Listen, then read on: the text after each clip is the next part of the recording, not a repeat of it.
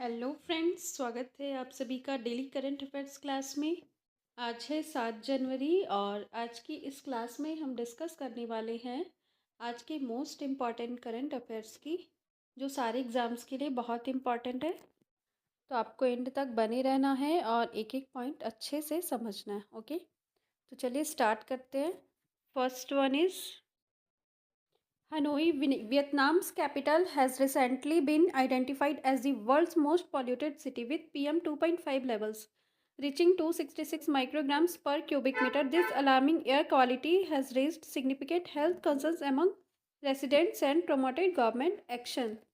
तो भाई दुनिया की सबसे पॉल्यूटेड में हनोई का नाम आया है, जैसा कि यहाँ का पीएम यानी कि पर्टिकुलेट मैटर का लेवल 2.5 हो गया। इट मीन्स यहाँ की जो एयर क्वालिटी है वो काफ़ी वर्स्ट हो गई है और ये हेल्थ के लिए काफ़ी रिस्की है। Okay, next. Prime Minister Narendra Modi inaugurated a 13-kilometer section of the Delhi Meerut Regional Rapid Transit System corridor on January 5, 2025. This section connects Sahibabad in UP, Uttar Pradesh to New Ashoknagar in Delhi and is part of the broader 82-kilometer Delhi Ghaziabad Meerut Namo Bharat corridor. तो भाई prime minister Narendra Modi ने 13 kilometre Delhi Meerut regional rapid transit system corridor का उद्घाटन किया 5 जनवरी को, और यह section जो है यूपी में साहिबाबाद और दिल्ली में अशोक नगर को कनेक्ट करेगा। Okay, next. The 38th National Games will be hosted by Uttarakhand for the first time, marking a significant event in the state's sports history. The torch named Tejaswini has begun its journey across the state, spreading excitement and awareness about the games. The National Games will take place from January 28 to February 14, 2025 at the Rajiv Gandhi International Stadium in Dehradun. तो भाई जो India में 38वां national game होने जा रहा है 28 जनवरी से लेकर 14 फरवरी 2025 तक, उसको उत्तराखंड होस्ट करेगा। ठीक है, और तेजस्विनी नाम का एक टॉर्च ने अपनी जर्नी भी स्टार्ट कर दी है स्टेट में, जो कि लोगों को गेम्स के लिए जागरूक करेगा। ओके, और यह जो गेम है देहरादून के राजीव गांधी इंटरनेशनल स्टेडियम में होगा। Okay, next. HDFC Bank, India's largest private sector lender, has received the Reserve Bank of India's approval to acquire up to a 9.5% stake in Kotak Mahindra Bank, AU Small Finance Bank and Capital Small Finance Bank. तो भाई HDFC bank है जो वो Kotak Mahindra bank और AU small finance bank और capital small finance bank में 9.5% हिस्सा लेने जा रही है, और इसके लिए RBI ने अप्रूवल भी दे दिया है। Okay, next. The Meera Bhayandar Municipal Corporation, in collaboration with the Niti Aayog's Women Entrepreneurship Program platform, has launched the Faral Shakhi initiative to empower women entrepreneurs in traditional snack production.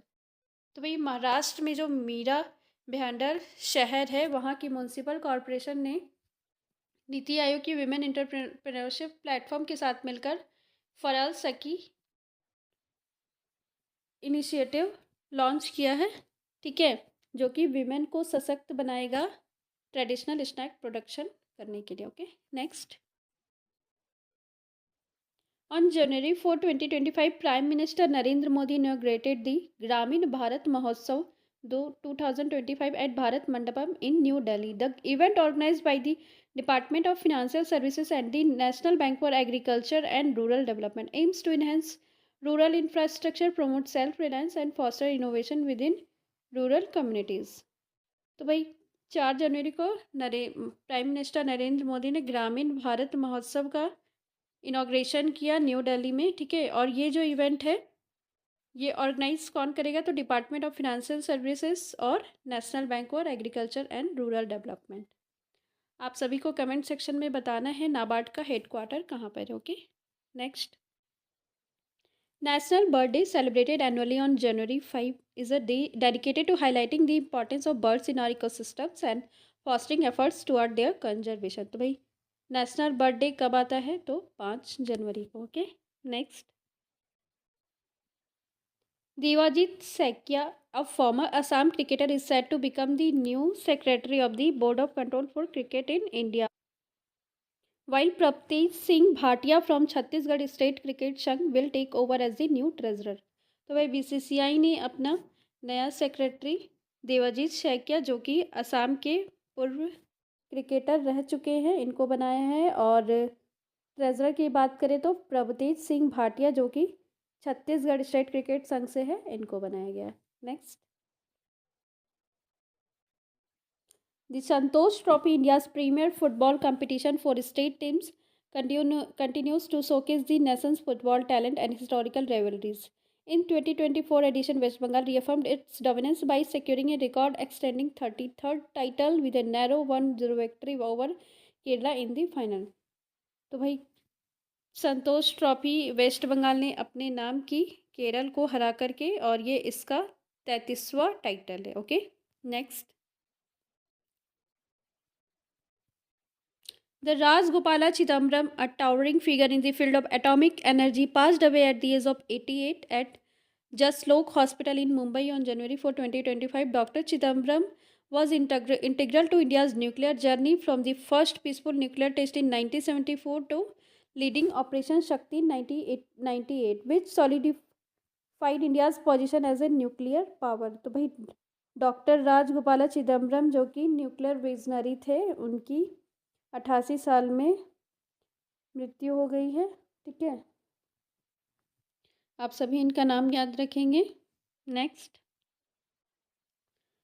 टोमिको Itooka, a Japanese woman recognized by Guinness World Records as the world's oldest person, passed away at the age of 116 in January 2025। तो भाई दुनिया की जो सबसे बुजुर्ग महिला थी जो कि जापान से है, टोमिको इटूका, उनका डेथ हो गया। ठीक है, और ये 116 साल की थी।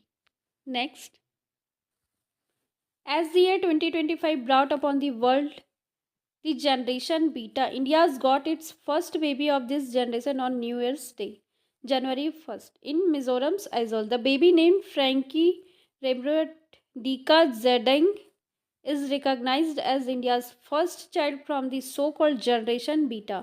Born at 12:03 a.m. on January 1st, 2025 at Seynod Hospital in Dirtlying, Aizawl, the healthy newborn weighed a little over 3.12 kilograms. तो भाई जैसा कि आप जानते हैं कि 2025 से बीटा जनरेशन की शुरुआत हो गई है, और